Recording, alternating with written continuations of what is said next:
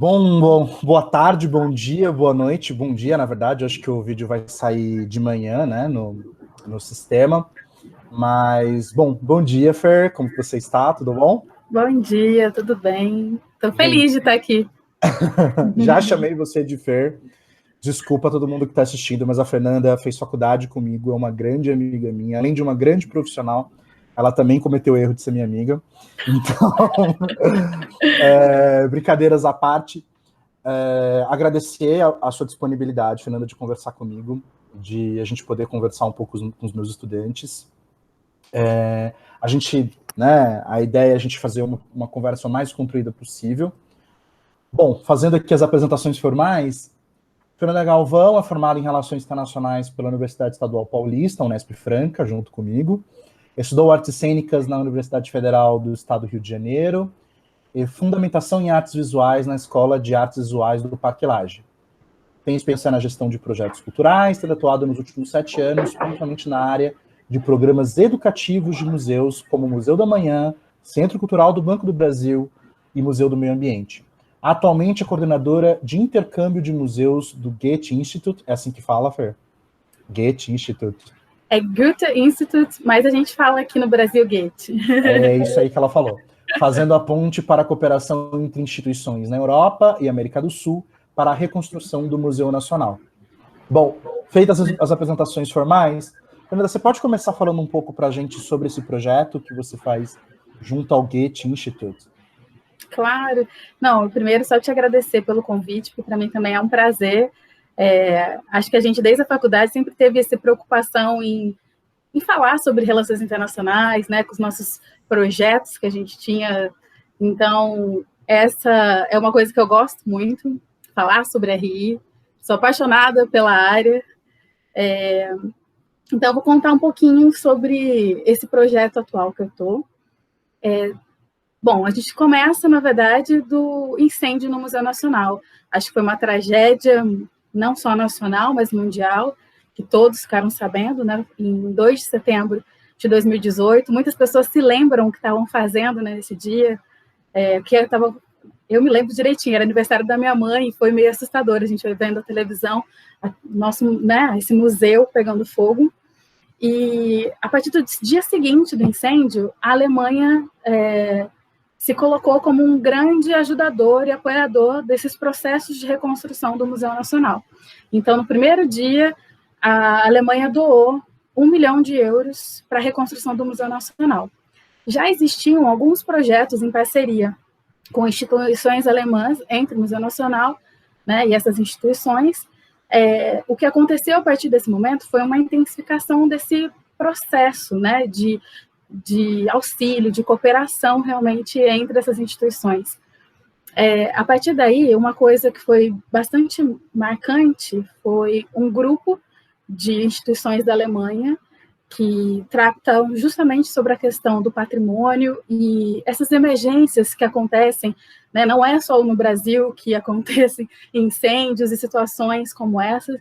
Então, essa associação da Alemanha de patrimônio cultural se juntou e fez uma carta com diversas instituições, enviando aqui uma carta para o Ministério da Educação. Por quê? A gente tem que entender que o Museu Nacional ele é vinculado à Universidade Federal do Rio de Janeiro. E assim, né, quem comanda, né, ele está dentro da pasta do Ministério da Educação. Então, foi enviado, na época, era para o ministro Weintraub, né, Abraham Weintraub, falando sobre a tristeza, né, que o mundo se via de frente daquilo tudo, e de uma intenção deles, dessas instituições, de formarem parcerias, de ajudarem o Museu Nacional a se reconstruir, e também, de certa forma, dar um incentivo a mais, né, sobre falar da importância do próprio governo também olhar para o Museu Nacional. Essa carta foi feita entre abril e maio de 2019, mais ou menos, e nesse período existiam pouquíssimas ações até então do próprio governo brasileiro em relação ao Museu Nacional. Então, na verdade, a gente vê ali uma forma bastante diplomática, mas assertiva também, de falar, olha, a comunidade internacional se preocupa com esse patrimônio cultural brasileiro. Nós estamos aqui e queremos ofertar a nossa ajuda. Essa carta veio tanto para a Prefeitura do Rio de Janeiro, né, foi assim, amplamente disseminada entre as autoridades. E a partir daí, foram se intensificando mais auxílios, e algumas instituições da Alemanha se juntaram com a IFA. A IFA é uma instituição da Alemanha que não tem uma tradução específica para português, essa sigla, mas ela é uma organização que é responsável pelas relações internacionais culturais da Alemanha. Então, tudo que tem a ver com as relações culturais, essa instituição, vinculada ao governo, né, ela apoia desde cooperação técnica, bolsas, conferências, tudo que é necessário nessa área cultural. É uma agência de cooperação internacional na área da cultura, é isso? Isso, exatamente. Legal. Mas é de promoção cultural alemã também? Também. Legal. Também. Promove, e justamente, eles têm muito uma ideia. Existem alguns países que eles têm a vontade, assim, né, de eu vou levar a minha cultura, mas eu não faço uma troca, né, eu só trago o meu e imponho, né. Essa instituição, e a maior parte, na verdade, a cultura alemã, ela tem uma forma diferente, né, ela se preocupa com esses outros processos e a troca, né. Então, tentar promover as trocas culturais, ou seja, não só a promoção da cultura alemã, mas também o desenvolvimento cultural dos países em que ela está colocada, é isso, assim, de maneira geral, o que eles dizem. E principalmente reforçar também, né, acho que uma das coisas que eu vejo muito no processo é o que o Museu Nacional precisa. Então, a partir do que o Museu Nacional precisa, eles procuram ver em como eles podem cooperar. Não é uma coisa assim, eu estou aqui, eu estou vendo o que você precisa e eu levo. Não, o que você precisa. Sempre essa postura, né? Então, se juntou com o Instituto Goethe, porque muitas pessoas conhecem o Instituto pelo ensino de idiomas, né, que é o que é mais conhecido, mas, na verdade, ele é um grande também promotor da cultura alemã, seja em projetos de exposições, em projetos artísticos, residências artísticas, diversos eventos na área, até agora, digitais, né, por toda essa questão da pandemia. Então, o Instituto já tem essa visão. Então, isso se estreitou. Então, aqui no Brasil, principalmente, o contato tem sido através do Instituto Goethe com o Museu Nacional, para que essas instituições da Alemanha possam se relacionar e se estruturar nessa ajuda. Porque não adianta eu só virar e falar assim, eu quero ajudar, e como que eu sistematizo, né, essa ajuda? Então, tem sido dessa forma. Foi aí que eu fui contratada para, especificamente, entrar e ajudar nesses processos de intercâmbios de museus. Então, você trabalha para o Instituto Goethe nesse projeto de articulação entre instituições alemãs e instituições brasileiras para a reconstrução do Museu Nacional, é isso? Exatamente. E não só brasileiras. Não só brasileiras. Da América do Sul, porque existe uma região, assim, o Instituto está no mundo inteiro, né? E uma das regiões prioritárias é a América do Sul. Então, essa conversa, esse diálogo entre Europa e América do Sul, de uma forma não vertical, mas pelo contrário, né, envolvendo trocas, essa cooperação mais horizontal, é algo muito importante, realmente, para o Instituto. Então, algumas instituições da América do Sul fazem parte também do projeto.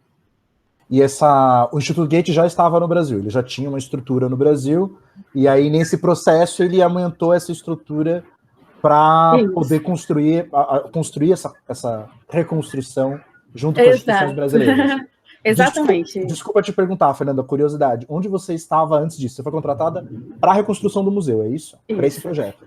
Exatamente, para esse projeto que é da conferência, porque o que foi determinado nessas várias reuniões entre instituições alemãs e muitas conversas com o Museu Nacional, foi que era necessário, assim, era um momento propício para se fazer uma conferência internacional de museus, entre diversos, né, museus, diretores de museus, técnicos de museus, que pudessem falar sobre quais são os desafios que eles vêm enfrentando em diversas áreas, como os campos de tensão entre o museu e a sociedade, qual é o papel do museu na sociedade, né? Outras questões, a sustentabilidade das ações, porque... e aí, hoje eu coloco todo o meu dinheiro, todos os meus recursos para colocar algo extremamente tecnológico, mas essa tecnologia daqui 5 anos talvez já esteja totalmente obsoleta, então pensar na sustentabilidade e alguns outros pontos que são importantes assim, a se pensar. Então, era esse momento justamente para trazer a partir disso uma aproximação dessas diversas instituições da Europa e da América do Sul, assim elas poderiam juntas pensar, olha, Museu Nacional.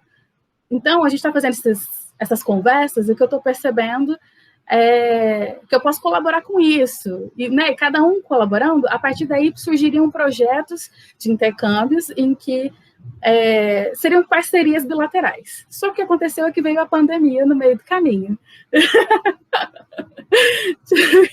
E a gente teve que se reinventar como o mundo todo, porque como as instituições culturais, como museus, sobrevivem a uma pandemia? Como é que elas sobrevivem sem o público, né? Sem estar aberto fisicamente ao público? Então, são diversas situações. E como você reabre com segurança? Momento, não é? Né? Então, são muitas discussões. Então, a partir disso, depois... Então, eu fui contratada para isso, né? Para pensar nessa conferência, nesses projetos que iam acontecer após a conferência. Então, a gente começou invertendo. Só uma pergunta. A conferência, ela não é só para a reconstrução do Museu Nacional. Ela tem um objetivo mais amplo. A reconstrução do Museu Nacional faz parte desse contexto. Né? Ou seja, dos problemas em torno da conservação e do desenvolvimento dos museus, ele é meio que o gatilho para essa cooperação internacional mais ampla, liderada por essas instituições alemãs, mas que envolve outras instituições, para o desenvolvimento dos museus. É isso? Isso, exatamente. Mas com um foco, uma das metas, né, dessa conferência era que no dia seguinte, exatamente assim, né, no dia seguinte, se iniciassem, que lá durante, né, esses 3 dias que seriam de presenciais, naquele momento, né, que seriam adotados... Desespero, né? Puro desespero. Seriam adotadas alguns, talvez... best practices, não sei dizer qual seria o nome, mas assim, o que nós podemos também, uma carta de intenção, como nós podemos colaborar. Então, a partir daí, esses museus, no dia seguinte, já iam falar, assim, claramente, não essa coisa, tipo, eu tenho uma intenção de colaborar, não, eu vou fazer isso. Essa era a ideia, que no dia seguinte já começasse. Então, o que a gente fez foi inverter, a gente começou a fazer essa aproximação entre as necessidades do Museu Nacional com as instituições na Alemanha, para ir fazendo eles, né, se conhecerem nesse processo. Então, a gente estava fazendo, nesse momento, diversos workshops, que a gente chama de workshops, mas às vezes é um seminário online, às vezes é uma conversa, né, entre os museus e falando assim, olha, hoje meu problema aqui está na área de digitalização, então é isso. E aí trazem um especialista naquela área. Então, são diversas cooperações que a gente está fazendo nesse momento. E a ideia é que agora, a partir desse ano, a gente comece também a puxar um pouco mais da América do Sul, porque foi tudo um susto, né? Assim, essa questão da pandemia. Apesar deles já estarem próximos, a gente fez um evento que chamava Reopening Museums, que era justamente sobre essa questão. Como é que a gente reabre os museus? Como está sendo na Alemanha? Como é que está sendo na América do Sul? Né? Esses processos, então a gente começou a trazer essas instituições, mas a ideia é que agora essas instituições passem também a colaborar mais intensamente. Então, nesse momento, a gente tem, por exemplo, um livro sobre como foi os 500 dias depois do incêndio, como está sendo o trabalho de resgate, porque é necessário que as pessoas entendam que existe algo sendo feito lá no Museu Nacional. Não é só, né, as pessoas, se você passar lá na frente, tem os tapumes em volta do Museu Nacional. Mas o que acontece atrás dos tapumes, né? Então, existe uma intensificação. A Unesco tem ajudado muito nesse processo de reconstrução. Outras instituições internacionais têm ajudado. E o nosso papel é sempre de cooperar, de ajudar. O que eles precisam. Então, meu papel é muito assim, toda hora, sento com o diretor, sento assim, né? Assim, igual eu estou aqui com você, com o diretor do Museu Nacional, Fernanda, estou precisando de alguém na área de taxidermia. Então, vamos lá conversar com os museus, que são os nossos, que já deram, né, a sua intenção em colaborar, o que eles podem fazer. Então, a gente abriu uma chamada, um edital para os museus da Alemanha, para que eles falassem como eles poderiam colaborar, e não só no conhecimento técnico, mas financeiramente, assim, porque cursos custam, né? Principalmente se você for levar especialistas daqui para lá, ou o contrário, de pessoas de lá para cá. Então, parte disso é feito por fundações da Alemanha, parte disso é pelo próprio museu que está se colocando como um apoiador dessas iniciativas. Então, todo esse processo sou eu e um colega meu que trabalha na Alemanha, então a gente, assim, tipo, dupla mesmo. Ele falando mais com as instituições da Alemanha, depois a gente troca, porque eu estou ainda aprendendo alemão. Então, e aí depois que foi o contato inicial, depois eu continuo o contato, né? Então a gente vai indo, é isso que a gente está fazendo. E agora, assim, primeira mão para você, a gente passou agora pelo Conselho da Alemanha, o Museu Nacional falou que, frente a tudo que está acontecendo no Brasil, nessa pandemia, que o mais acertado seria a gente adiar a conferência para o ano que vem. A gente tinha algumas possibilidades de que ela fosse em formatos online, híbrido, mais um híbrido, assim, que o presencial seria só para as pessoas aqui do Rio de Janeiro, mas a conferência, a ideia é que ela seja participativa, né, que não seja tipo um palestrante que chega e fala, né, todo o meu domínio sobre aquela área. A ideia é que sejam conversas. Então, isso tiraria um pouco a essência da conferência. Então, por isso que a gente pensou sobre essa possibilidade de adiar. Então, adiando para 2022, nesse período daqui até lá, a gente vai intensificar esses outros processos para que o Museu Nacional se aproxime de outras instituições da América do Sul e da Europa, porque não é só a reconstrução física, né? Se você for conhecendo um pouco mais desse processo de reconstrução do Museu Nacional, eles estão partindo como um momento assim, se tem algo de bom, né, desse incêndio, é que eu posso mudar também estruturas que estavam ali solidificadas, né? Então, estruturas, às vezes, na hierarquia do museu. Então, se, por exemplo, o programa educativo estava numa posição que talvez eles não influenciem tanto nas tomadas de decisões das próximas exposições, então eu trago para perto. Então, são mudanças estruturais e de princípios, né, o que nós queremos para o futuro do Museu Nacional, o que a gente pode fazer de diferente. Então, é um processo muito também que o Museu Nacional está disposto a fazer diferente. Então, a gente tem apoiado todas essas iniciativas também deles. Nossa, eu tô às vezes agachado aqui porque eu tô escrevendo, tá? Algumas coisas, você falou várias coisas interessantes, mas primeiro que eu gostei muito de ouvir, agora que você falou no final, antes de fazer qualquer pergunta, sobre a importância da reconstrução do museu, mas que vai além do que é simplesmente resgatar o acervo, tentar recuperá-lo e o prédio físico, né? A gente sabe que depois da tragédia, ficou mais evidente as fragilidades do museu e os problemas amplos que o museu enfrentava. Não só de subfinanciamento e de falta física, mas outros. Uma coisa que eu já ia te perguntar desde o começo, você acabou já começando a responder. Voltou? Acho que deu uma quedinha de internet aqui, mas tá tudo certo aí? Tô te vendo. Tá, beleza. É que deu uma flutuação aqui. Uhum. É sobre com quem você fala. Tá muito curioso, porque assim, você acha que é a segunda ou terceira entrevista que eu faço. E nas outras entrevistas, o que eu já ouvi também, né? Que a pessoa que trabalha com cooperação internacional, o agente de relações internacionais, ele está lá conectando pessoas. Você usou a mesma expressão, mas eu acho que você não falou conectando pessoas, mas você usou a palavra conectar, né? Uhum. Ou seja, conectar as pessoas, conectar os interesses e as disponibilidades, e isso em projetos de cooperação completamente distintos. Estou falando de o outro projeto que eu estava discutindo era um projeto de cooperação financeira, completamente distante do que você está discutindo. E uma outra coisa acho que interessante que você falou, que até gostaria que você elaborasse um pouco mais, é sobre a importância desses outros atores e do tipo de relação que é estabelecida. Ou seja, dessa cooperação ter como valor, né, que você colocou isso mais de uma vez, uma relação horizontal. Ou seja, esse é um dos valores do processo de cooperação internacional que está sendo apresentado. Né? Ou seja, são dos valores propostos pelas instituições que estão colocadas. Né? Eu queria que você falasse um pouco mais sobre isso, como que isso impacta o dia a dia de vocês, e como que é esse contato no dia a dia. Eu me lembro, assim, que quando eu entrei, eu falei assim, gente, mas que doideira. Na primeira semana, eu tive...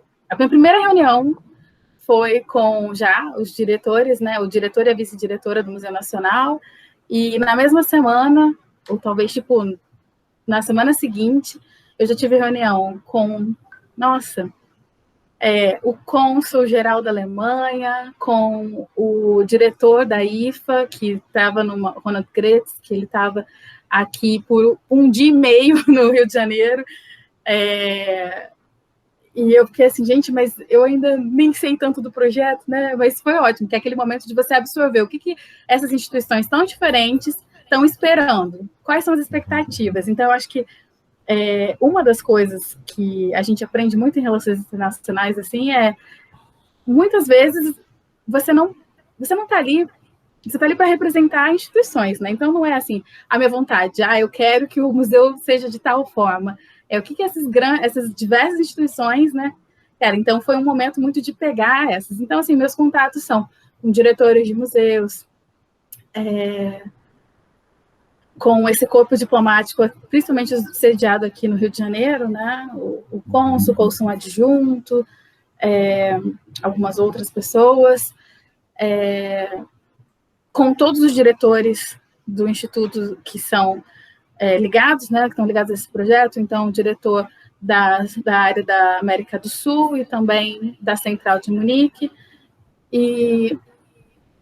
E aí o meu colega da Alemanha participa das reuniões desse conselho alemão. Porque como as reuniões são em alemão, aí essa reunião é mais complexa para mim. Então, por isso que eu estou assim, lá no Instituto aprendendo alemão, assim, que nem uma louca, frenética, para participar das reuniões. Você não sabia falar nada de alemão antes de entrar? Não sabia. Não foi um pré-requisito para te contratarem. Eu tava me perguntando sobre isso. Era um pré-requisito, mas ele era desejável. Entendi, era desejável. Isso. Mas aí eles pediam outras línguas, espanhol, inglês, não. Sim, não, inglês é necessário, porque toda comunicação é ou em inglês ou em alemão, né? Então eu precisava bastante do inglês. É claro que quando eu vou trocar e-mails com a América do Sul, muitos deles preferem falar em espanhol. Às vezes, eu acredito que quase todos eles falam inglês, mas eu acho que a gente tem isso, a gente quer falar no nosso idioma, né? Então, quando eu falo com eles em espanhol, é melhor. Quando eu falo inglês, mas a gente tenta sempre deixar a conferência como a língua oficial inglês, né? E aí, se pode... Então... Mas aí você falou sobre as outras instituições. Isso é muito engraçado, porque quando eu fiz reuniões com as pessoas da Unesco também, eu falei assim, acho que todo internacionalista, não sei, pelo menos eu, que faço parte das idealistas, sempre imaginava assim, né, fazendo parte desses projetos na Unesco, tá? De repente eu falei assim, gente, eu tô aqui sentada com vários consultores aqui da Unesco e trabalhando. Gente, o que aconteceu, né? Como isso aconteceu? E qual é a ideia? Justamente até nessas reuniões bom, a Unesco está fazendo isso, o Instituto está fazendo isso. O que a gente pode juntar para cooperar? Então a gente vai fazer, por exemplo, a gente está apoiando uma iniciativa do Instituto de pensar o futuro do museu junto com o público. Então, o que o público espera desse futuro do museu? Se o museu quer se reconstruir, ele precisa saber também o que o público está esperando. E aí a gente vai lançar uma campanha que vai ser Instagram e vai surgir uma exposição com aquilo que as pessoas esperam, né? Elas vão pintar, fazer fotos, né? E fazer isso. E aí, para isso, a exposição vai ser na fachada do museu dos tapumes, onde está em reconstrução. E uma parte dos tapumes é para a Unesco, para a exposição que eles já estão pensando, e uma outra parte é para o Instituto, mas a gente conversa, a gente dialoga sobre como podem ser essas exposições. Então, os consultores da Unesco também dão dicas sobre qual seria a melhor comunicação. Então, existe realmente uma parceria, porque a nossa ideia o foco vamos levantar dinheiro, pessoas, tudo que o museu precisa para esse processo. Olha, uma das coisas que eu estava pensando, parece besteira, mas esses pessoal da cultura são muito legais, né, cara? Pô, é muito interessante, assim, a forma como vocês promovem essas articulações entre essas diferentes instituições. Então, você relatou aí que você está em contato com órgãos oficiais do governo alemão, né, como a IFA, como o Consulado Geral, com instituições internacionais como a Unesco, que você não tinha citado até agora, e também, além do Museu Nacional, outras instituições privadas ou públicas que trabalham com a questão dos museus. É muito interessante, assim, muito interessante. Uma das questões que você falou que eu acho que é interessante quando a gente fala de cooperação internacional, que é a materialidade da coisa, na verdade, né? É que a gente, muitas vezes, quando a gente fala de cooperação técnica ou de cooperação educacional, a materialidade da coisa sempre foge, né? Porque a cooperação financeira, de financiamento direto, né? Ela é muito evidente, é uma transferência de recursos de lá para cá, né? Existe uma... a cooperação tecnológica, ela também é mais evidente, né? Agora, quando a gente fala desses outros perfis, eu achei interessante quando você falou que a gente promove workshops e tal, mas são nomes, na verdade, para colocar as pessoas certas para conversarem entre si, né? E terem aí um debate bastante rico sobre os desafios do museu, né? E deixa eu te perguntar, qual que é o objetivo do projeto que você está hoje? Você já falou isso de outras formas, mas eu gostaria que você falasse um pouco mais sobre isso. Aonde vocês querem chegar? Quais são as metas? Você já falou que uma das metas é a realização do congresso, né? É o congresso, conferência, né? Conferência de museus, é isso? Da conferência de museus. Mas quais são os outros objetivos que vocês estão buscando? Deixa eu até dar uma minimizada aqui. Peraí, um segundinho. Poxa, tentei minimizar aqui, mas não consegui. Então, continuando. Eu ia falar um pouquinho das metas, uma a uma, mas vamos do jeito que tá mesmo. O nosso plano é justamente, primeiro, que essa conferência ela aconteça. Acho que esse é o nosso foco mesmo, juntar pessoas, instituições diferentes para tratar sobre diversos assuntos que são importantes, né, nesse processo de reconstrução do Museu Nacional, e principalmente para pensar como tragédias como essa não aconteçam mais. Como a gente protege, né, o nosso patrimônio cultural em diversos outros países também, né? Então, acho que essa é uma dessas coisas. A outra é ajudar nessa formação desse conceito do novo Museu Nacional, não que a gente vai trazer o conceito, mas que a gente possa dar todas as ferramentas que o museu precisa nesse caminho para pensar essas novas estratégias, por onde eles vão. Então, esse é um outro princípio, né, que a gente tem. E a outra meta que a gente tem é justamente fazer essas diversas cooperações bilaterais com diversas instituições para fortalecer a rede do Museu Nacional, porque quando uma instituição passa por uma situação como essa, ela precisa... Você até chegou a citar, né? Quando você pensa, não adianta eu conseguir... Até eu vou de trás para frente quando eu começo a falar sempre, que quando você pensa assim, o que eu vou trazer aqui para esse museu? O que adianta eu falar assim, eu vou conversar com tal museu e vou trazer uma réplica daquilo que eu tinha, ou eu vou trazer uma coisa muito semelhante, ou do mesmo colecionador, alguma coisa assim, e tal. Mas é um processo agora de pensar em o que você coleciona, por que você coleciona, para quê, para quem, né? Então, o Museu Nacional ele tem se estreitado muito com algumas... Na verdade, esse trabalho sempre existiu, né? Mas acho que agora ainda está mais intenso com as comunidades indígenas. E, assim, existem coisas que acabaram e não tem volta, né, com o incêndio no Museu Nacional. Uma das coisas é em relação ao patrimônio que estava gravado das línguas indígenas que já estão extintas. Então, era algo que era super, assim, raro, né, e que não existe, não tem como recuperar. E, ao mesmo tempo, existem algumas instituições organizações da sociedade civil, que chegam para o museu e falam, eu quero ser representado, né? Eu quero que isso esteja no museu e tal. E, ao mesmo tempo, a gente passa por vários diálogos sobre a decolonização.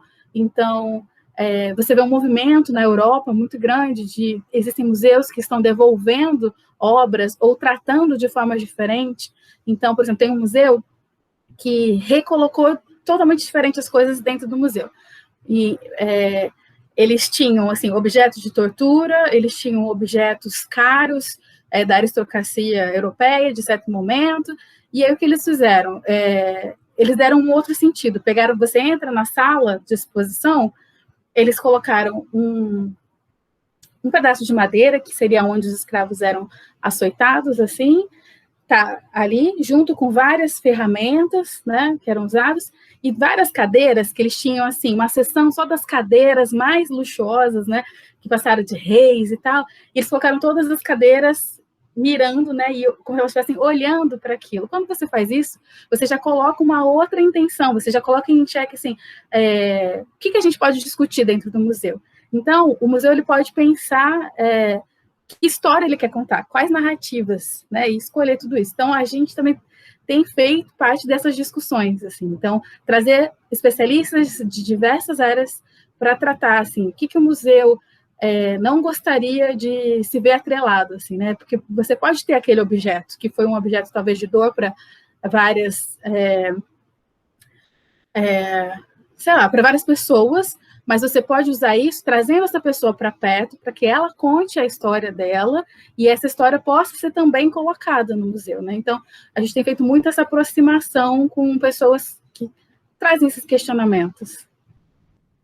Então, incrível, assim, e eu acho muito interessante quando você diz sobre como os museus contam história, que esse é um debate muito forte que a gente tem recentemente, né, tá aí na imprensa, discutindo sobre se determinados patrimônios devem ser devolvidos, ou eles devem ser tratados de outra forma dentro das instituições. Eu acho muito importante que o Museu Nacional também tenha essa discussão, justamente por ser uma instituição mais antiga. Ele tem um acervo gigantesco que muitas vezes, né, sofreu muitas críticas em relação a isso. Havia muitas críticas em relação ao Museu Nacional, em relação à forma como esse patrimônio estava colocado, né? Ou seja, e sendo um museu universitário, essa é uma questão interessante que você colocou desde o começo, eu acho importante reafirmar isso. Existem muitos museus universitários no Brasil, né? Importantes museus universitários. Acho que esse é um debate fundamental. Uma coisa que eu te perguntar, você falou que, bom, você trabalha no Instituto Goethe, alguma coisa assim como se fala, mas enfim. E o Instituto Goethe ele está desenvolvendo esse trabalho, ele tem um papel importante dentro desse processo, né? Você escreveu muitas coisas desse processo mais amplo. Dentro do Instituto Goethe, existe uma equipe dedicada especificamente a esse trabalho. É muita gente? É só você? Como é que é isso? Dentro do Instituto, assim, é complexo, né? Que existem estruturas, assim. Uhum. Então, eu sou a coordenadora desse projeto aqui no Brasil. Eu tenho o Cheyenne, que é o meu colega na Central em Munique, que ele é o coordenador lá. E nós dois respondemos às diretorias, né? Então, eu respondo à diretoria do Instituto aqui no Rio de Janeiro, ele aos diretores lá da área que ele está, da Central em Munique. E, para além disso, a gente trabalha muito com o diretor da América do Sul aqui do Instituto. Então, essas pessoas, elas tomam as decisões do projeto como um todo, né? Então, não tem uma coisa assim que eu ou o Cheyenne vamos decidir sozinhos, né? A gente sempre trabalha ali com essas diretorias, mas a parte de executar, aí sou eu, a maior parte das vezes eu e o Cheyenne, dependendo do que for. A maior parte... Tudo que é aqui no Brasil sou eu. Tá bom. E nessas outras instituições com quem você tem contato? Obviamente, o Museu Nacional, ele é todo dedicado à reconstrução do Museu Nacional. Mas essas outras instituições, como a Unesco, como a IFA, como essas outras instituições que você citou, elas também dedicam profissionais especificamente para essa tarefa? Ou é uma atribuição dentre muitas? Como é que é isso? Ou seja, tem muita gente fora do Museu Nacional trabalhando em cooperação internacional para esse projeto, ou mais ou menos? Então, eles trabalham geralmente para vários projetos dentro daquela instituição. Esse é um segundo projeto. Mas a Unesco em si tem, assim, eles contrataram agora, se eu não me engano, 11 consultores para pensar as novas exposições do Museu Nacional. Então, foi um processo seletivo em conjunto, né, com o Museu Nacional e a Unesco. Eles selecionaram juntos essas 11 pessoas de áreas diferentes, pessoas da área de biologia, pessoas da área de história da arte, museologia, tudo que você precisa para pensar as novas exposições do Museu Nacional.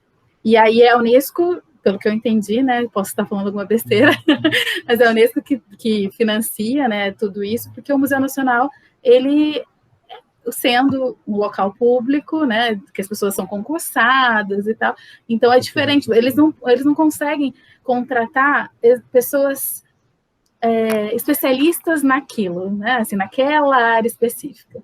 E aí a Unesco fez isso. Então, assim, a Unesco contratou muitas pessoas para isso, e além de pessoas que estão trabalhando diretamente também com esse processo. Legal, mas legal. Que eu saiba, assim, nesse momento, assim, eu acho que nós do Instituto Goethe e a Unesco somos os únicos que têm profissionais dedicados a isso. E deixa eu te perguntar, uma ignorância minha, mas acho que você pode me ajudar. O Instituto Goethe, ele é um instituto privado, ele é público, ele é... Como é que funciona? Quem que é o mantenedor do Instituto Goethe? Ou ele é o próprio mantenedor? Como é que funciona? Ele é privado, mas ele também tem um vínculo com o Ministério das Relações Exteriores. Eu também não sei te dizer assim mais tecnicamente, mas é assim, ele é privado, tem... Instituição privada. Mas como existem muitos projetos específicos, existem não só o próprio governo, né, que financia, mas outras fundações que financiam projetos também do Instituto. Entendi.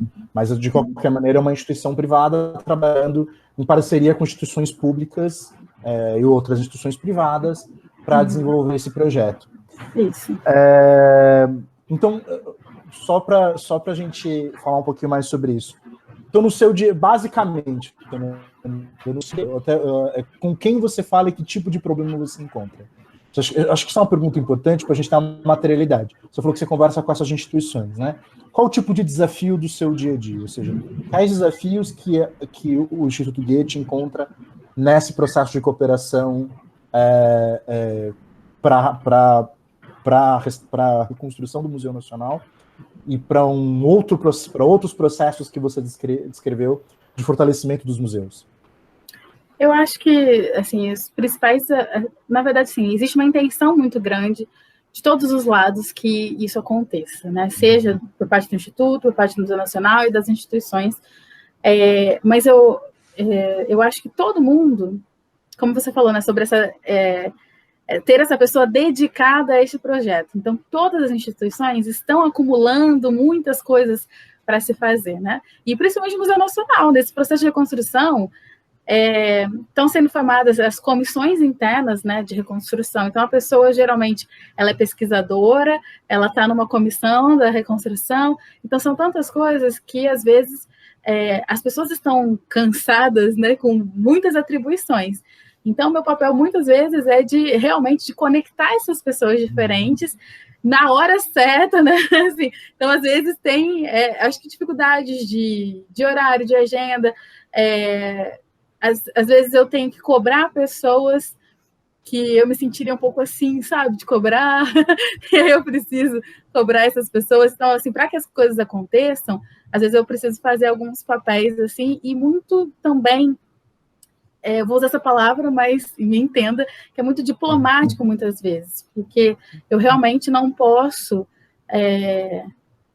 ainda que eu veja uma situação, um problema, assim, eu não posso falar com a minha visão, porque tudo que eu falo tem o peso da instituição, então eu preciso realmente pensar, analisar, trazer com cuidado e ir conversando. Então, assim, eu acho que existe um peso que essa diferença que eu vejo do profissional de relações internacionais de saber o peso que isso tem para uma questão internacional mesmo. Eu não posso chegar ditando o que alguém tem para fazer, e a gente, acho que quando nós estudamos relações internacionais lá na Unesp, a gente estudou muitos modelos também de países que têm essa postura, né? Que eu chego e eu coloco qual é a minha forma de ver, sei lá, democracia. É assim. E aí, quando eu vou falar sobre, sei lá, esse assunto mesmo, de decolonização e tal, eu não posso, né, chegar e falar como eu vejo, mas sim, meu papel não é esse, meu papel é só juntar as partes e possibilitar, possibilitar esses encontros. Eu acho muito interessante você falar isso, porque, em certa medida, você carrega o peso de representação de determinados valores. Então, os valores do Goethe e os valores da cooperação internacional alemã. Né? Independentemente o quanto você está investida nesses valores e o quanto eles são coincidentes com os seus, existe um peso, né? Existe um peso da representação, ou seja, qualquer questão que você fala, você está diretamente vinculado. E eu acho interessante você colocar isso, porque mostra, uma certa medida, a importância da leitura completa, né? De onde você está inserido, né?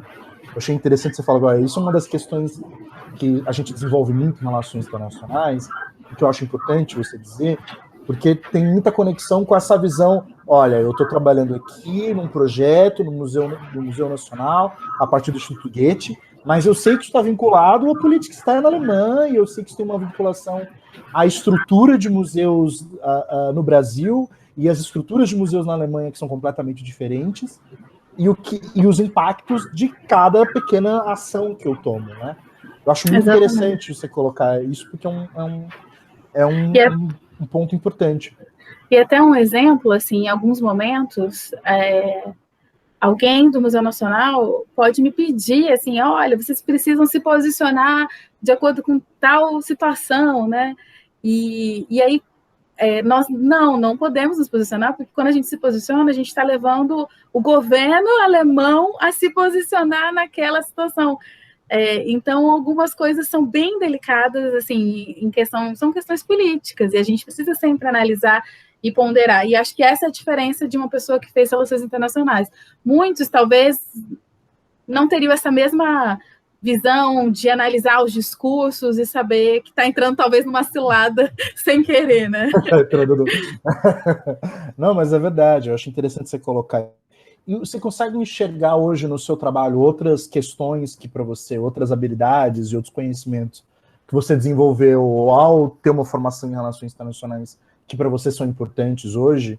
Você consegue ver, você já falou algumas, né? Você falou uma capacidade importante de ler o cenário de maneira mais ampla. Eu acho que você colocou de outra forma, mas eu acho que uma capacidade também de ler os limites de negociação que você tem, que você fala, eu tenho que ser um pouco diplomática em algumas questões, que eu vejo qual é o limite da minha atribuição e até onde eu posso forçar sem que, na verdade, não tenha resultado nenhum ou tenha um resultado negativo. O que mais que você lembra, assim? Eu acho que são tantas coisas. Por exemplo, assim, quando a gente estava na faculdade, há muitos anos atrás, né, eu fiz... Para mim, uma coisa que foi muito importante foi logo acho que talvez no último semestre da faculdade, a gente teve uma disciplina que era o estágio investigativo, e eu fiz com a Elizabeth Sanches, Betinha, maravilhosa, professora, e ela trazia muitas questões, por exemplo, do discurso, de você saber analisar discurso, a questão da cultura como sendo, sim, também um local das relações internacionais, porque na maior parte da minha formação era tido como cultura, não importa, né? A cultura não é nada, ou ela só pode ser, talvez, um processo do soft power e coisas assim e tal. Enfim, acho que tem muito dessa disciplina, assim, me fez muito ajudar, assim, ler diversos autores que eu não li durante a faculdade toda, quando a gente se focava nas teorias, né, mais realistas, mais mainstream e tal, e quando eu fui abrindo para esse outro lado, isso me ajudou muito, porque hoje eu consigo ver o cenário, de fato, de uma outra forma. Então, eu acho que, assim, a Faculdade de Relações Internacionais me ajudou em tudo. Eu fui, na verdade, para uma outra área, né, porque quando a gente... Eu, na verdade, meu projeto, na época, era na área de cooperação internacional, eu estudava os acordos de cooperação internacional na área de drogas, tanto que eu fiquei lá em Brasília, pesquisando durante um tempo, na Secretaria de Políticas sobre Drogas. Mas na época era sob uma perspectiva de saúde, né, não de segurança. Isso. E essa era a diferença, que era estudar em outra perspectiva, né, e não pensar as drogas como só uma questão de segurança internacional, que é, assim, se você vê, a nossa formação em relações internacionais via as drogas como um problema de segurança internacional. Então, quando eu mudei a perspectiva, fui procurar orientador de uma faculdade de saúde para me orientar nisso, então isso mudou o enfoque, como o Brasil se posiciona nessas questões de saúde internacional. E isso já foi diferente. E aí, para mim, fazer essa disciplina lá com a Beth, para mim era super importante, porque ela também colocava em outra perspectiva, assim, né? E assim, você não precisa se fechar, né, para o mainstream e falar assim, não, é dessa forma, assim, né? Então, na verdade, assim, tiveram muitas coisas que foram me ajudando. E aí o meu caminho foi doido, porque eu fui fazer um mestrado. Quando eu estava no mestrado, eu falei assim, cara, não é isso, não é para mim, não está dando certo. Eu estudava saúde internacional no mestrado, e aí quando eu saí desse mestrado, eu fui fazer uma coisa que eu gostava muito, que era teatro. E aí do teatro, fui para a área de produção, né, dentro da área de museus, de programas educativos, e ali, que já era algo que eu amava, já era uma grande paixão minha, eu fui vendo quais eram as possibilidades. Só que as alternativas que eu tinha para usar relações internacionais, na verdade, eram muito pequenas. Eu consegui fazer alguns projetos com a Apex. A gente teve alguns eventos internacionais, como um encontro, era o Museum Connections, produzido também, promovido pela Apex, que era esse encontro entre diferentes museus, pensar em tecnologias novas, estruturas novas de museus, algumas cooperações muito pontuais em redação, né, em escrita de cadernos educativos para museus, então, no Tate Museum, a cooperação com o Science Museum também, de Londres. Então, assim, esses projetos, eles eram muito pequenos, eu queria muito fazer desses projetos que eles fossem, tipo, projetos internacionais, assim. Então, assim, eu conseguia...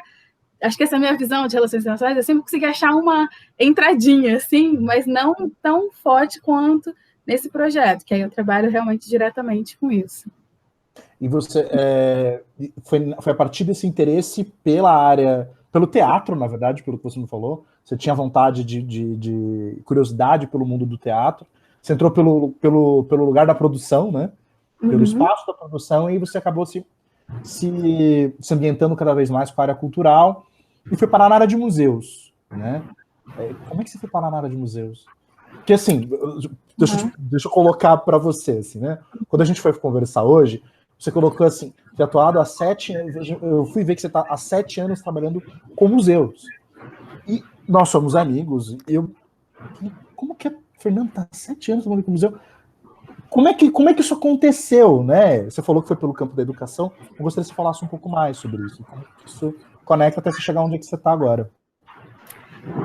Quando eu fui para a área do teatro, na verdade, era um certo desejo que eu tinha de trabalhar questões culturais, sabe? Assim, sabe quando você está assim, dentro de você tem uma coisa, mas você não sabe como?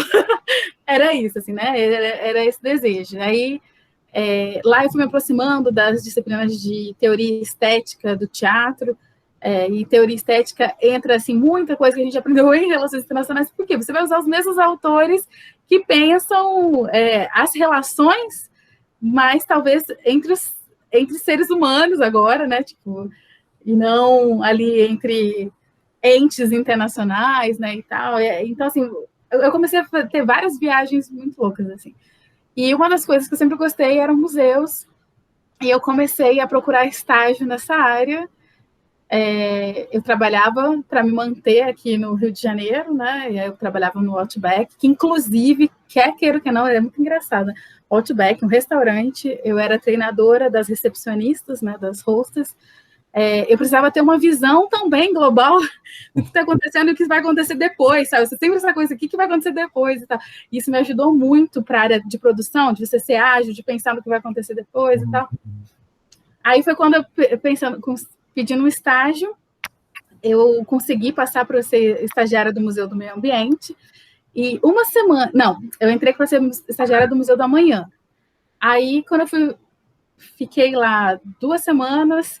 e tive algumas reuniões com a Fundação Roberto Marinho, e aí quando isso aconteceu, assim, não era previsto, porque o coordenador saiu, me deixou sozinha, e eu tive que receber a Fundação Roberto Marinho, tipo, totalmente uma loucura, e aí a diretora da empresa, onde eu tinha sido contratada para ser estagiária, me chamou para ser supervisora da vaga que eu tinha prestado como estagiária. Porque eu já tinha uma formação, e ela viu, tipo, não, peraí, você está deslocada. Você já tem uma formação em RI, já tinha, você não chegou a completar o mestrado, mas você já tinha sido mestranda, estava num super qualificada, né? E aí, para mim, foi assim, tipo, meu Deus, isso é sério, né? Aí eu entrei, e aí, a partir daí, comecei a trabalhar já na supervisão, e as coisas deram muito certo, assim, e eu fiquei muito tempo na Sapoti, Projetos Culturais, que é uma empresa que pensa realmente programas educativos para museus, e eu trabalhei em diversos museus, e isso fez total diferença para quando surgiu essa vaga no Instituto. Uma amiga minha me falou assim, eu estava, né, procurando algumas possibilidades, assim, vendo onde o profissional de relações internacionais pode atuar, mas que seja na área de cultura, né? Uhum. É muito difícil, não sei se você vê possibilidades, né, mas para mim era... Eu queria isso, mas não sabia como. E aí minha amiga me mandou a vaga e falou, Fernanda, eu achei que é a sua cara. Eu olhei e falei, gente, pessoa formada em Relações Internacionais com experiência em museus? Sou eu. Tem uma no Brasil, provavelmente. Aí eu me inscrevi, fiz e passei. Para mim foi uma felicidade muito grande, porque é um projeto que para mim tem sentido, né? Eu acho que quem me conhece, você me conhece, eu sou muito essa pessoa de ser apaixonada assim, pelo que eu faço e querer fazer o melhor. E para mim, ter esse propósito, sabe, ver as coisas acontecendo, para mim é muito importante. Quando eu vejo, né, o Museu Nacional andando, assim, falando, né, o Alexander Kellner, que é o diretor do museu, falou esses dias como tem sido para a gente importante essas cooperações, esses projetos, coisas que ainda não tinham passado pela nossa mente, mas que eram dificuldades, a gente está meio que desatando os nós, sabe? E aí, quando eu escutei, falei, olha, faço parte disso, né? Então, foi esse processo meio doido, que ninguém acreditava, eu cheguei a escutar, né, coisas bem ruins de profissionais de relações internacionais. Mas, então, assim, uma coisa que, se seus alunos não sabem, né, para o que eles vão fazer quando eles forem sair da faculdade, vai no que você gosta, na sua área, vai fazendo e vai dar certo em algum momento. Acho importante você dizer isso, e você já falou isso em outras partes da sua fala aqui, como muitas vezes a gente tenta reduzir as relações internacionais a um escopo muito pequeno, tanto no campo de pensamento, né, na produção acadêmica, na intelectualidade sobre relações internacionais, mas como também na prática profissional, e sobre como esses problemas, na verdade, estão muito conectados, né, porque os estudantes são formados nessas escolas que têm um pensamento restrito sobre relações internacionais, ou seja, relações internacionais é basicamente comércio internacional, segurança internacional e diplomacia. Basicamente, esses 3 campos que costumam ser reiterados. Crescentemente a área de direitos humanos e tal, mas ainda está muito circunscrito, né? O que reduz também a sua oportunidade de trabalho.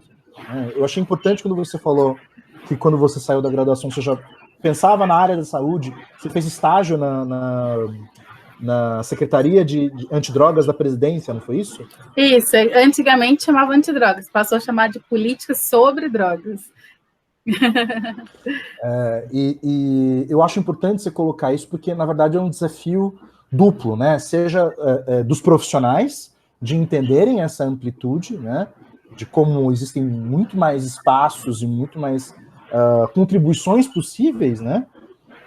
Como também do campo acadêmico, né? Sobre a responsabilidade de olhar para esses outros campos como oportunidades, né? E temas emergentes que, na verdade, não são emergentes, a gente só não está olhando para eles. As coisas que estão acontecendo. Ou seja, você está falando de cooperação cultural e nós não estamos falando sobre isso na academia, e isso está sendo feito. Então, há uma falha, né, na discussão acadêmica de não discutir essa realidade, né, e de não mostrar as contribuições, os problemas e as diferentes questões. Só tenho que te agradecer, Fernanda, de verdade. Assim, acho que está sendo muito legal. Bom, eu queria dar espaço agora para você falar, encerrar, falar qualquer coisa que você acha que seria interessante, que a gente não tenha conversado até agora. Mas desde já te agradecer demais, assim. Está sendo muito interessante. Não, foi muito legal mesmo falar. Não sei se consegui falar da forma entendível e tudo isso. Mas uma coisa que você falou e acabei lembrando aqui das minhas experiências, só para compartilhar isso, quando eu estava nessa fase estudando os acordos de cooperação de drogas, nessa perspectiva da área da saúde, então eu saí da faculdade, né? A gente se formou em 2010, mais ou menos, né?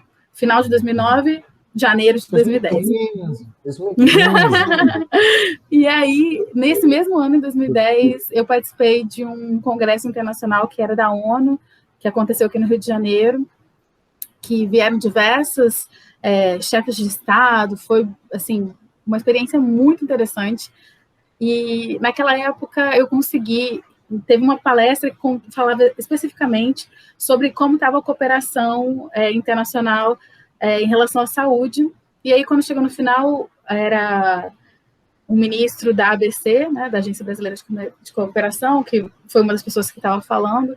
Eu fui conversar com ele e eu fiquei muito impressionada, né? Ele foi muito acessível e eu falei, meu projeto assim, assim, assim, estou estudando isso, mas eu preciso de dados da ABC. E ele falou, Fernanda, realmente, eu entendo que se a gente não... Porque eu falei, ninguém responde e-mail. E ele, assim, eu entendo, a gente não tem uma sistematização desses dados, mas para a gente também seria muito interessante essa sua pesquisa e tal. Então, me manda e-mail e tal. E aí, a partir disso, assim, ele começou a colaborar de uma forma... a ABC mesmo, né, em nome dele, mas outras pessoas foram me respondendo e tal. E a partir daí, uma das coisas que eu passei a me questionar quando eu participava desses locais, né, em que o Brasil se colocava nos fóruns internacionais, né, nessa área de saúde, o Brasil sempre se colocava num papel de estou muito bem, olha que incrível o que eu faço, como eu tenho o caso, né, da AIDS, que realmente é um caso de sucesso, né, da AIDS. Então, assim, o Brasil sempre se colocando sempre como um líder regional, e eu assim, mas gente, peraí, o SUS tem... Não, gente, defenda o SUS, por favor. Sim. Mas existem outras coisas, e eu pensava, será que o Brasil não podia receber cooperação também? Porque muitas vezes a fala nesses fóruns era de eu posso doar o meu conhecimento para vocês. E eu assim, mas o Brasil também precisa receber. E aí foi uma das coisas assim que aos pouquinhos, quando eu fui pesquisando, assim, essa era uma incomodação, uma inquietação minha, assim, né? Por quê? O Brasil se coloca como um líder, sendo que ele também precisa receber, né? E, enfim, e aí nesse processo com o Instituto, com o museu, uma das minhas agendas prioritárias mesmo é saber, a gente faz reuniões mesmo. E aí, e nessa área aqui, qual que é a necessidade do museu? Aí o museu fala e a gente encontra. Eu acho que isso, assim, traz um crescimento muito maior, porque o museu tem muita coisa para colaborar também, e ele pode, mas nesse momento, o que o museu precisa? Se reconstruir. Então, ele precisa receber ajuda, né? Então, enfim, a cooperação, às vezes, pode ser usada como um instrumento de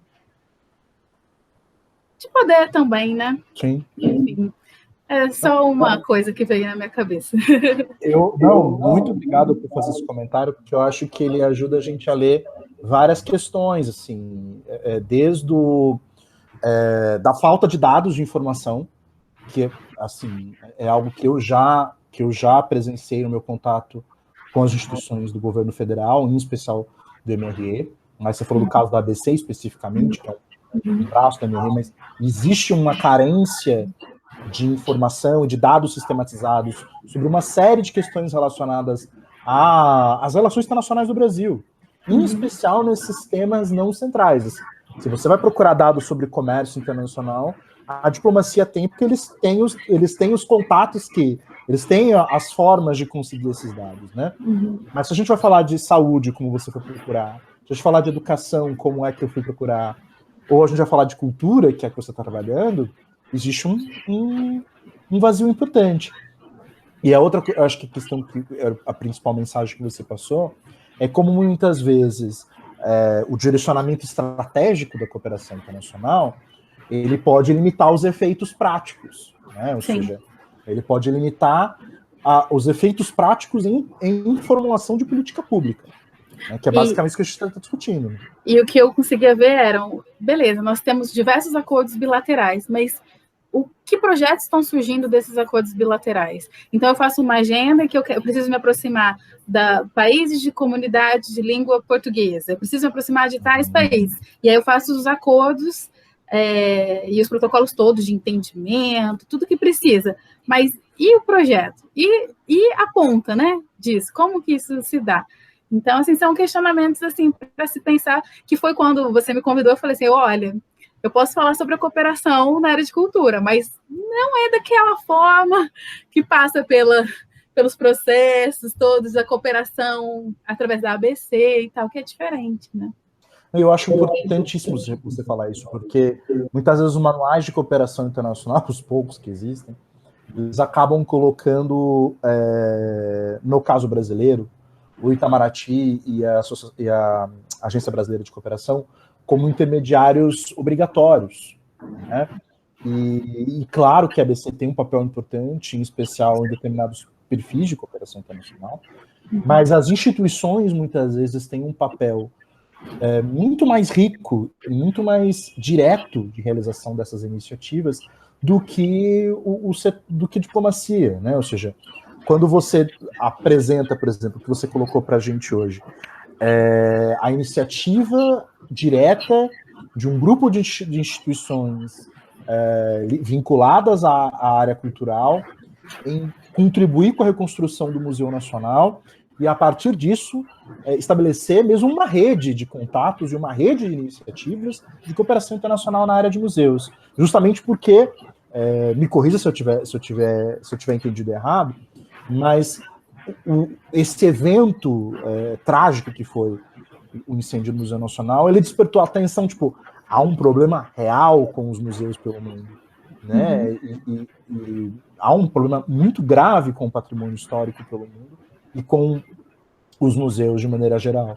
E esse problema só vai ser resolvido a partir de uma ação conjunta, né? De uma formulação de redes mesmo de cooperação, e que eu, pelo que eu entendi, é mais ou menos como vocês estão se organizando, justamente pela ausência, inclusive, de uma hierarquia, de uma hierarquização do processo de cooperação, né? E eu acho que está muito vinculado também com o perfil do profissional que trabalha, né? Uma coisa que a gente discute, que eu discuto muito quando a gente vai fazer debate sobre organizações internacionais, é que muitas vezes o perfil do projeto vai ser definido não só pelas diretrizes estratégicas, que são importantes, pelos valores que a gente discutiu aqui, né, mas também pelo perfil do profissional que trabalha, né?